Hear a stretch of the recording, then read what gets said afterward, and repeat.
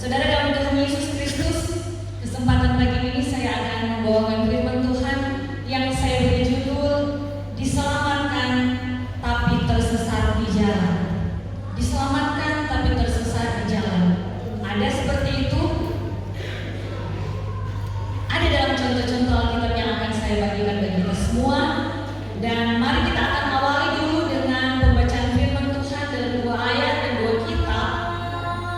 Filipi 1 ayat 27 di bagian A.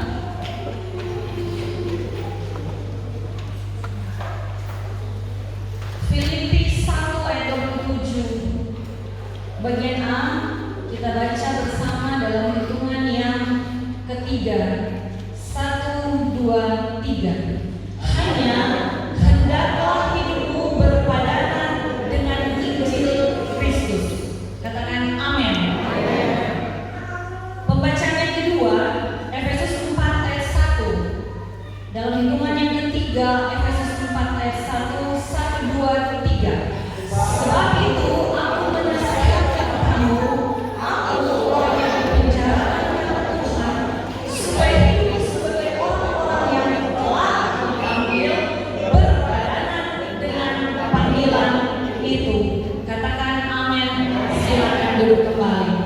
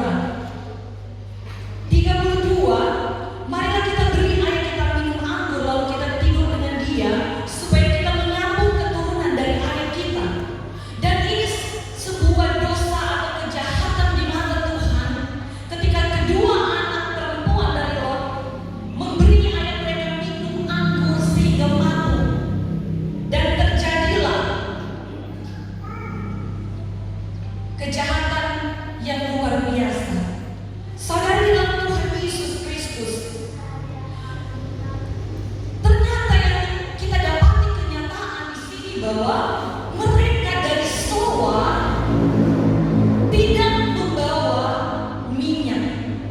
Kenapa saya katakan demikian? Yang mereka prioritaskan adalah membawa anggur, sehingga anggur tersebut yang membuat ayah mereka mabuk dan tidak ingat apa-apa, melakukan perbuatan yang jahat di mata Tuhan. Nah, di dalam goa itu sebenarnya yang mereka butuhkan adalah penerangan. Amin. Tetapi sebaliknya, seperti kalau kita perhatikan 5 gadis yang bijaksana, 5 gadis yang bodoh, mereka tidak mempertahankan untuk minyaknya tetap ada di lentera mereka, sehingga mereka dalam kegelapan. Mereka, atau dalam hal ini Lot dan kedua anaknya, membawa anggur yang membuat mereka jatuh di dalam dosa. Saudara di dalam Tuhan Yesus Kristus, di ayat 37 Kejadian 19, mengandung kedua perempuan itu mengandung dari ayah mereka yang lebih tua melahirkan seorang anak laki-laki yang bernama Moab. Dialah bapa orang Moab yang sekarang. Ayat 38, yang lebih muda melahirkan seorang anak laki-laki dan namanya Ben-Ami. Dialah bapa Bani Amon yang sekarang. Kedua bani ini mendapat kutukan dari Tuhan. Kalau kita perhatikan Ulangan 23 ayat 3, hubungan inses atau sesama darah, ya. Ulangan 23 ayat 3, seorang Amon atau Moab janganlah masuk jemaat Tuhan, bahkan keturunannya yang ke-10 pun tidak boleh masuk jemaat Tuhan sampai selama-lamanya. Supaya kita yang diselamatkan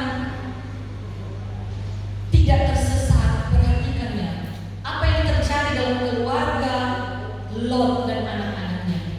Firman Tuhan bilang secara keras, mereka tidak boleh masuk jemaat Tuhan sampai turunannya ke-10.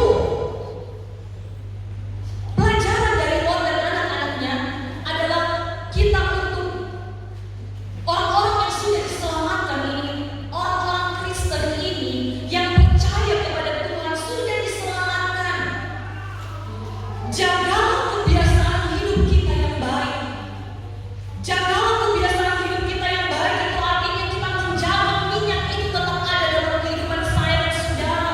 Minyak yang bicara tentang Roh Kudus, minyak yang bicara tentang sesuatu yang memberikan energi untuk sebuah penerangan.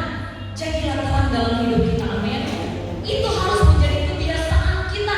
Jangan bawa-bawa kebiasaan dunia, amin. Haleluya, puji Tuhan, haleluya. Saudara dalam Tuhan Yesus Kristus, karena kita sudah diselamatkan, jangan hidup lagi dalam kegelapan. Jangan ada kebiasaan-kebiasaan kegelapan. Jangan ada kebiasaan-kebiasaan dunia yang masih kita bawa dalam kehidupan terang kita. Kita dipanggil untuk menjadi terangnya Tuhan. Amin. Haleluya. Jagalah terang itu tetap menyala, sehingga kita menjadi berkat bagi orang lain, menjadi terang bagi orang lain untuk kemuliaan nama Tuhan. Nah, ada 2 hal yang ingin saya bagikan untuk menjaga hidup yang baik atau hidup yang kebiasaan yang baik atau tetap bercahaya, supaya kita tetap menjadi terang. Caranya, pertama, jaga pergaulan.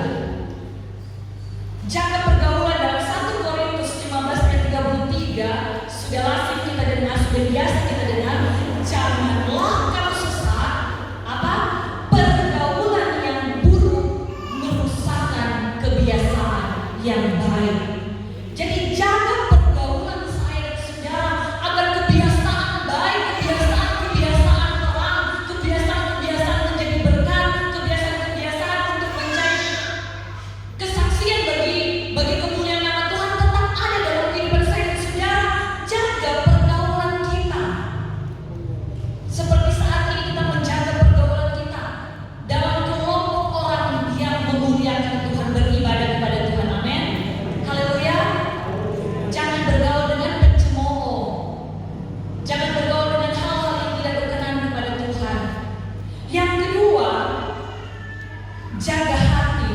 Dalam hal ini, hati kita harus penuh dengan pertimbangan.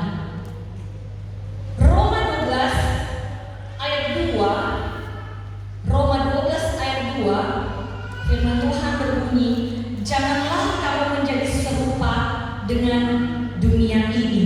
Tadi kebiasaannya sudah kita dengarkan, tetapi berubahlah oleh pembaharuan budimu, sehingga kamu dapat membedakan manakah kehendak Allah, apa yang baik, yang berkenan kepada Allah, dan yang sempurna. Jadi ternyata hati kita ini harus kita jaga dengan pertimbangan-pertimbangan, apakah sesuatu itu berkenan kepada Tuhan atau tidak.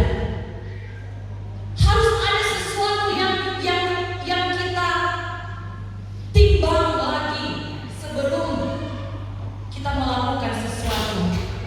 Ada pertimbangan. Ada yang harus kita pikirkan, yaitu apa? Berkenan kepada Allah atau tidak? Sempurna itu atau tidak? Sempurna dalam hal sia-sia atau berguna apa yang kita akan lakukan? Saudara di dalam Tuhan Yesus Kristus. Jadi bagian pertama supaya kita yang sudah diselamatkan tidak sampai tersesat di jalan, kita belajar dari pengalaman hidup Lot dan anak-anaknya, yaitu jagalah kebiasaan yang baik. Yang kedua, kita akan belajar dari bangsa Israel dan Mesir. Hubungan antara bangsa Israel dan Mesir dalam Keluaran 14 ayat 11. Dan mereka bangsa Israel berkata kepada Musa, apakah karena tidak ada kuburan di Mesir, maka engkau membawa kami untuk mati di padang gurun ini? Apakah yang kau perbuat itu terhadap kami dengan membawa kami keluar dari Mesir? Hubungkan dengan Bilangan 11 ayat 5, kita teringat kepada ikan yang kita makan di Mesir dengan tidak bayar apa-apa, kepada mentimun dan semangka, bawang prei, bawang merah dan bawang putih. Tahukah Bapak Ibu Saudara dikasih dalam Tuhan Yesus Kristus, yang mereka ingat itu kuburan, mentimun, bawang merah, bawang prei, semangka. Jadi berbau bagian yang di bawah. Semangka itu kalau tidak dicarangin akan merayap dia di bawah. Demikian juga tanaman-tanaman yang sudah kita baca bersama. Jadi apa yang mereka pikirkan adalah sesuatu yang tidak bernilai, sesuatu kematian, atau kuburan bicara tentang kematian. Sia-sia yang mereka pikirkan, ya. Itu bicara tentang mereka hanya memikirkan hal-hal yang bukan hal-hal dari perkara sorga. Perkara yang mereka pikirkan cuma perkara-perkara tanah. Saudara di dalam Tuhan Yesus Kristus, sehingga akibat yang mereka terima di dalam Bilangan 26 ayat 65, Bilangan 26 ayat 65, firman Tuhan berkata demikian, sebab Tuhan telah berfirman tentang mereka, pastilah mereka mati di padang gurun. Dari mereka itu tidak ada seorang pun yang masih tinggal hidup selain dari Kaleb bin Yefune dan Yosua bin Nun. Semua mati. Yang keluar dari Mesir, semua mati di padang gurun. Yang masuk ke tanah perjanjian, mereka yang lahir dalam perjalanan menuju ke tanah perjanjian, kecuali kedua orang tadi, Kaleb bin Yefune dan Yosua bin Nun. Hanya dua orang ini dari angkatan yang keluar dari Mesir yang bisa masuk tanah perjanjian. Saudara di dalam Tuhan Yesus Kristus, ini kemudian kita bisa dapati bahwa bangsa Israel sebenarnya sudah diselamatkan. Mereka sudah keluar dari perbudakan. Tetapi yang ada di dalam pikiran mereka adalah pikiran-pikiran tentang Mesir. Pikiran tentang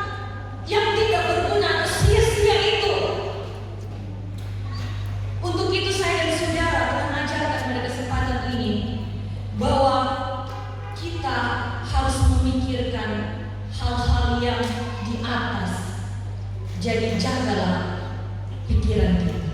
Amin. Haleluya. Puji Tuhan. Jaga pikiran kita. Filipi 4 ayat 8. Jadi akhirnya saudara-saudara, semua yang benar, semua yang mulia, semua yang adil, semua yang suci, semua yang manis, semua yang sedap didengar, semua yang disebut kebajikan dan patut dipuji, pikirkanlah semuanya itu. Sebaliknya, jangan dipikirkan. Amin. Haleluya. Puji Tuhan. Efesus 4 ayat 17. Efesus 4 ayat 17. Sebab itu kukatakan dan kutegaskan ini kepadamu di dalam Tuhan. Jangan hidup lagi sama seperti orang-orang yang tidak mengenal Allah dengan pikiran yang sia-sia. Jadi kesimpulannya, saudara dalam Tuhan Yesus Kristus, supaya kita ketika sudah diselamatkan atau dalam kehidupan saya dan saudara yang sudah diselamatkan, jangan tersesat di jalan. Dari contoh 2 kisah dalam Alkitab, pertama kita belajar dari Lot dan anak-anaknya, jagalah kebiasaan baik, jagalah terang itu tetap bercahaya. Dan menjaga itu lewat apa? Lewat menjaga pergaulan saya dan saudara yang bisa menyesatkan kita. Bergaulan dengan orang yang baik, berkumpulan dalam perkumpulan ibadah, perkumpulan yang di sana terdapat orang-orang benar, orang-orang yang takut akan Tuhan. Kita akan saling menasihatkan satu dengan yang lain dalam persekutuan ibadah kita. Kita akan mendengarkan firman Tuhan dalam perkumpulan yang baik. Jangan berkumpul dengan orang-orang yang cuma bicara-bicara tentang kesalahan orang lain. Biasa ibu-ibu kan, kalau sudah mulai bicara dengan begitu, ibu-ibu langsung jatuh gini. Yesus, firman Tuhan bilang, bergaul yang baik, bergaul yang berkenan kepada Tuhan. Dan cara yang kedua untuk menjaga kebiasaan baik itu menjaga hati kita, mempertimbangkan semuanya. Apakah yang kita bicarakan, apakah yang kita lakukan atau kita bertindak itu sesuai dengan kehendak Tuhan atau tidak. Dan bahkan dalam cara kita memutuskan sesuatu, kita pertimbangkan baik-baik. Mana yang berkenan kepada Tuhan, itu yang kita lakukan. Jadi jaga hati kita untuk berhati-hati dalam hidup ini.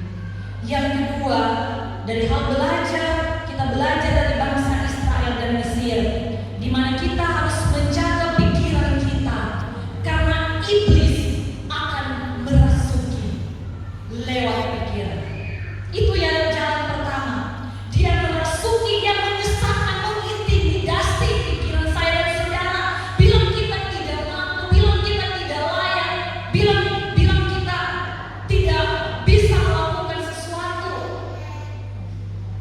Sehingga kita terintimidasi. Bahkan pikiran-pikiran kita dibawa pada perbuatan-perbuatan dosa kita di masa lalu yang sebenarnya sudah diampuni oleh Tuhan.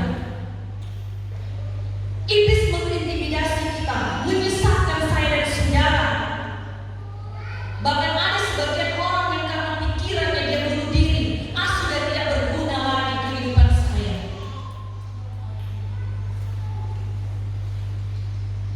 Sudah putus asa dalam hidupnya. Yang dia pikirkan adalah kegagalan. Dia tidak memikirkan kasih Tuhan. Dia tidak memikirkan kebaikan Tuhan. Itu yang akhirnya menyesatkan kehidupan saya dan saudara kalau kita tidak menjaga pikiran kita.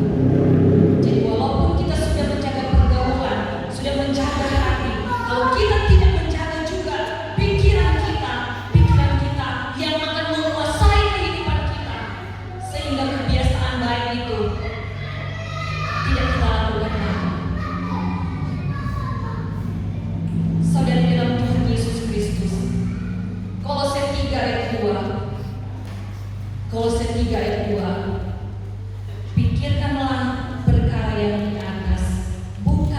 yang di bumi. Jadi pikirkanlah perkara-perkara sorga, perkara-perkara kebaikan Tuhan, perkara-perkara cinta Tuhan, perkara-perkara yang berkenan kepada Tuhan. Jangan pikirkan semua tentang dunia, pikiran yang sia-sia. Jangan pikirkan itu. Pikirkanlah perkara yang di atas, bukan perkara yang di bumi. Saudara diselamatkan tapi tersesat di jalan, menjadi peringatan saya dan saudara pada pagi hari ini. Sayang kalau kita sudah diselamatkan dari kehidupan kita menjadi anak-anak Tuhan, tetapi akhirnya kita tersesat di jalan. Buat apa kita selamat tapi akhirnya kita tersesat? Buat apa kita selamat tetapi kita tidak jadi berkat? Amin. Haleluya. Ini yang menjadi